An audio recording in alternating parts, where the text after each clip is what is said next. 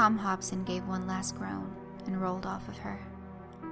He rested his head back on the pillow and lit up a smoke in post-coital bliss. It was one of his little pleasures. He loved to smoke, especially after sex. He offered a Marlboro Red to his partner, who politely declined. His wife was never a fan of his smoking. A heart attack precipitated by a lifetime of smoking had claimed her father's life when she was just a girl. It was a good thing his wife wasn't here to see him. He had been having an affair with Alexandra Forrest for as long as he had been married. If he had been more of a traditionalist, he would have given his wife, Beth, a wooden gift on their upcoming anniversary. Tom loved his wife. He just also loved Alexandra. He had met her after he had gotten married to Beth. Their relationship was a comfortable, simplistic thing. Alex was easy to understand. At times, Tom felt exhausted living with Beth. It was difficult to read her at times, and it frustrated him. When he was with Alex, everything was just simpler. Tom took one last pull of his cowboy killer and stubbed it out on the ashtray on the dresser next to the bed. He had to reach over Alex to do so, and he brushed up against her on his way back to his pillow. He lingered for a moment. His wedding band glinted in the light of the nightstand. It didn't feel right cheating on her with his ring still on, so he'd left it by the bed. They were at a cheap hotel. The place was dirty and ill-kept. Because of this, almost every room was vacant. They had to resort to sneaking around, as Tom's wife had grown more suspicious of him. He tried to tell her he was working late, but she could see through that lie and was beginning to see more into the situation. As if Alex had known what Tom was thinking about, she rolled over and rested her head on his chest. She got comfortable before she spoke. "Why are you still with her? If we were really together, we could have such fun." Tom heaved a sigh. They had had this conversation before. He said, "Because I made a commitment to her." She retorted, "A bang-up job you're doing with that commitment. Such a good husband." He groaned, "Don't start. Let's just enjoy this moment." Alexandra snapped. "We've been enjoying these moments for almost 5 years now. I am tired of sharing you. I want you all for myself." Tom thought about it for a moment. His marriage to Beth had been turbulent, but he wanted to fix things. He also wanted to stay with Alex. He enjoyed her company and their inside jokes. She was comfortable. He whispered, "I can't do that to her. I made a promise to her." She caustically spat. "You're like a broken record. I married her, promised to have and to hold until sickness and death. What aren't you telling me?" Tom sat up and began to put on his pants. Alex shrieked, "Jesus Christ! You still love her?" He whispered, hoping to calm her down. "I don't feel the same way about her that I feel about you. I love you. But you love her too." He knew that whatever peaceful respite he had found in her sweaty embrace was gone, its ephemeral joy still lingering in his mind. Tom said, "I married her. Of course I love her. God damn it." He knew where this conversation was going. It would get increasingly more agitated. Alex would break down and cry, and they would head their separate ways. He would promise himself that it was over, but eventually they would end up back in between the sheets at this seedy motel. He knew where it was going to end, so he decided to leave before it all started. He had to be home anyways. He rolled out of bed and began to put on his shirt. Alex demanded, "Where are you going?" "Home.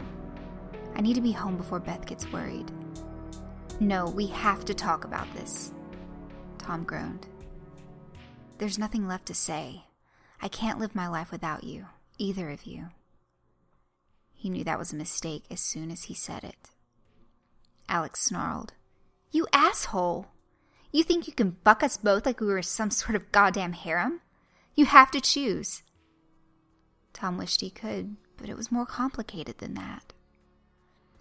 Alex's voice rose as she belligerently continued her verbal assault. "You're such a piece of shit. leading on 2 women. Choose. Tom's temper flared and he snapped. Don't act like you're the victim in all this. You came on to me. You knew I was married, but you just had to have me. We're going to talk about this later. I need to go home now. Tom was fully dressed and ready to get back to his house. Alex said one word, and the determination stopped him dead in his tracks. No. Tom turned to face her and knew that he had to leave now, or Beth would be even more suspicious. It was 7 p.m., and he had told her he would be in by then. He just had to put on his ring and leave.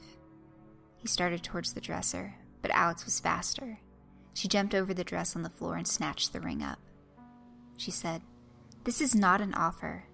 We are going to talk." She pronounced every word with such force that it felt like he was being slapped by each syllable. Tom softened his voice. "Honey, we are going to talk. Just not now." She snapped. "You always say that, and you just evade and keep pushing it back. You need to make a choice. Me or her." He took a step forward, and she retreated back a step. A thought came to her. Was he going to try to grab the ring and leave? She couldn't have that. The answer came to her. It was a simple and poignant decision. Alex said coldly, "I will not be ignored. We will talk." Before Tom could stop her, she palmed the ring and tossed it into her mouth and swallowed. She said in satisfaction, "There, now you have to stay. I will get an answer from you. This is an ultimatum. Either you tell Beth and leave her, or you break it off with me." It wasn't that simple for Tom. To confess to actively betraying someone for almost 5 years was an unthinkably cruel thing. He was stupefied.